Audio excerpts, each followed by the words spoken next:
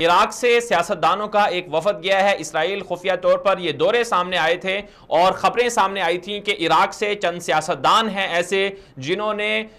اسرائیل کے دورے کیے ہیں، خفیہ دورے ہوئے ہیں اور اسرائیل کی بڑی شخصیات سے ملاقاتیں ہوئی ہیں اور اہم ملاقاتیں ہوئی ہیں، اور ان میں جو عراق کے بڑے بڑے سیاستدان ہیں وہ شامل ہیں، اور زیادہ تر جو تعداد بتائی جا رہی ہے وہ عراق کے اہل تشیع مسلک سے تعلق رکھنے والے جو لوگ ہیں، جو سیاستدان ہیں، ان کی بتائی جا رہی ہے کہ انہوں نے اسرائیل کا دورہ کیا ہے، اسرائیلی حکام سے ملاقاتیں کی ہیں۔ خود اسرائیل کے جو اعلیٰ حکام ہیں، خبر رساں ادارے ہیں، میڈیا ہے، انہوں نے یہ تصدیق کی ہے کہ واقعی یہ دورے ہوئے ہیں۔ اب ان دوروں کے بعد ایک نئی بحث چل نکلی ہے، اور وہ عراق کے حوالے سے عراقی پارلیمنٹ کے جو سپیکر ہیں انہوں نے ایکشن لیا ہے اور ہلچل مچی ہوئی ہے، اور کہا جا رہا ہے کہ جو لوگ اسرائیل گئے ہیں، جنہوں نے اسرائیل کا دورہ کیا ہے، ان سے باز پرس کی جائے اور ان سے پوچھا جائے کہ انہوں نے کس حیثیت سے اور کیوں جو ہے وہ اسرائیل کا دورہ کیا ہے۔ آپ کو یہ بات معلوم ہونی چاہیے ناظرین کرام کہ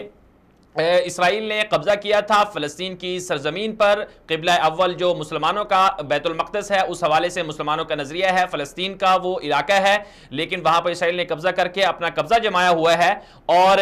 یہی وجہ تھی کہ اسرائیل نے جب 70 سال پہلے وہاں پر قبضہ کیا تو اس کے بعد سے تمام عرب ممالک نے اسرائیل کو اب تک جو ہے اعلانیہ طور پر تسلیم نہیں کیا، اگرچہ پس پردہ بعض ملکوں کے، بعض عرب ممالک کے تعلقات میڈیا پر سامنے آ چکے ہیں، لیکن عراق بھی انہی ممالک میں شامل ہے جس نے اسرائیل کو تاحال تسلیم نہیں کیا، اور سفارتی تعلقات اسرائیل کے ساتھ نہیں ہیں۔ پاکستان سمیت دنیا کے تمام ملک سمجھتے ہیں اسرائیل قابض ملک ہے، فلسطینیوں پر ظلم کرتا ہے۔ اب جو صورتحال سامنے آئی ہے وہ یہ ہے کہ عراق کے جو سیاستدان تھے انہوں نے خفیہ طور پر دورے کیے ہیں، اور اس سے یہ بات بھی واضح ہو گئی ہے کہ اسرائیل کس طرح سے عرب ممالک کے اندر اپنا اثر و رسوخ بڑھانا چاہ رہا ہے، اور پاکستان کے اندر بھی خبریں گردش کر رہی تھیں کہ اسرائیل کو تسلیم کر لیا جائے وغیرہ وغیرہ، اور دیگر ممالک کے ساتھ بھی اسرائیل تعلقات بڑھا رہا ہے۔ اس کا مطلب یہ ہے کہ اسرائیل یہ وسعت کیوں دینا چاہتا ہے، وہ گریٹر اسرائیل کے منصوبے پر عمل پیرا ہے، اور جو تھیوڈور ہرزل جو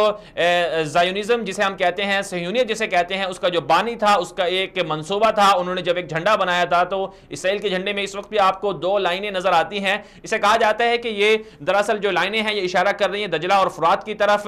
وہاں تک اسرائیل چاہتا ہے کہ اپنے آپ کا اپنا دائرہ جو ہے وہ وسیع کرے۔ اس حوالے سے عالمی دنیا کو، بالخصوص عالم اسلام کو اس سے باخبر رہنا ہوگا۔